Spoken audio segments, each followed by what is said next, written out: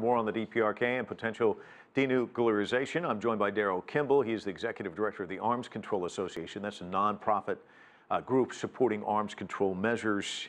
First, let's start with this. I mean, this is really pretty extraordinary. Han Pong was on earlier today showing all the equipment he has to wear. They're going to have to hike quite a distance.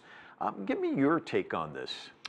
Well, the closure of the test site and Kim Jong-un's pledge to stop nuclear testing is important, but we've got to remember this is a reversible step. This is very much a show. It's a goodwill gesture, as your report said. What we need to see, I think, beginning with the summit between Kim Jong-un and Donald Trump, are steps that solidify the North Korean pause in ICBM testing, nuclear testing, and then we need to see a framework for how denuclearization will occur, and then what steps are the United States going to make in order to change the relationship with North Korea. North Korea is going into this saying, we will talk about denuclearization, we may even do it, but the U.S. hostile policy, as they put it, has to change. So the U.S. is also going to have to reciprocate, and this is going to be a complex, time-consuming process. I don't think it's going to occur very quickly. And messaging. We heard John Bolton. Of course, things seem to get off the rails there. And then Mike Pence, the vice president, just said something the other day. We've got a comment here. It came out just a short time ago from the vice foreign minister from the DPRK, upset at what Pence said about Libya. Libya, of course, a key word. Right. If you're sitting in his seat, you don't want to hear that word. And she said, as a person involved in the U.S. affairs, I cannot suppress my surprise at such ignorant and stupid remarks gushing out from the mouth of the U.S. vice president. Kind of the same rhetoric we heard in the lead up before we saw kind of this de-escalation. Are things going off the rails in a sense, or is this just posturing? Well, I think it's more than posturing. I mean, these remarks from North Korea criticizing this so-called Libya model of denuclearization, where Libya gave up everything up front for rewards later, and of course Muammar Gaddafi was deposed and killed, is not what North Korea wants. They want an action-for-action process. And so what we're seeing here is something of a collision of ideas.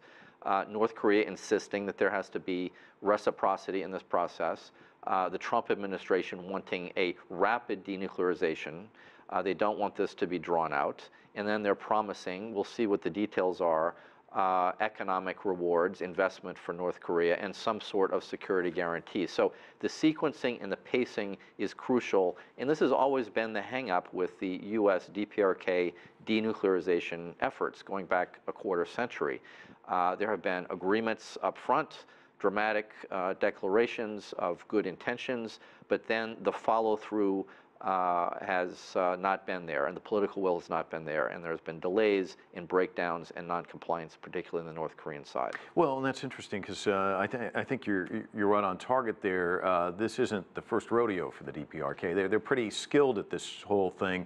And yet it does appear to be the first rodeo for the U.S. president. I mean, he really pumped up the enthusiasm about this, talked about the Nobel Prize, said, of course, it wasn't him saying it, but they came out with the commemorative coin. They kind of got way out in front on this. The expectation level is very high. Right. It could have been handled better, you think?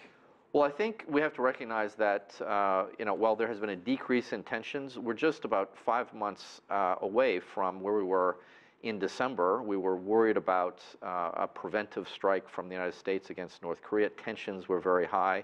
Then Moon Jae-in helped engineer this invitation from Kim Jong-un to Donald Trump. The Olympics helped.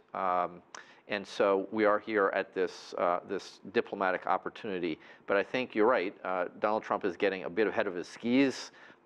He needs to realize that the hard work lies ahead, and the summit is just the start of a process, and there better not be mismatched expectations between the North Koreans and the United States, or this could be a disappointing meeting with Kim Jong-un. Quickly, because we don't have any time, when do you think this is going to happen? Because you don't think June 12th is a realistic target at this stage? Well, actually, I do think that June 12th and 13th is likely at this stage. I mean, even though there have been these questions raised in the last few days, given the North Korean statements, Secretary Pompeo was very adamant that this planning is going ahead.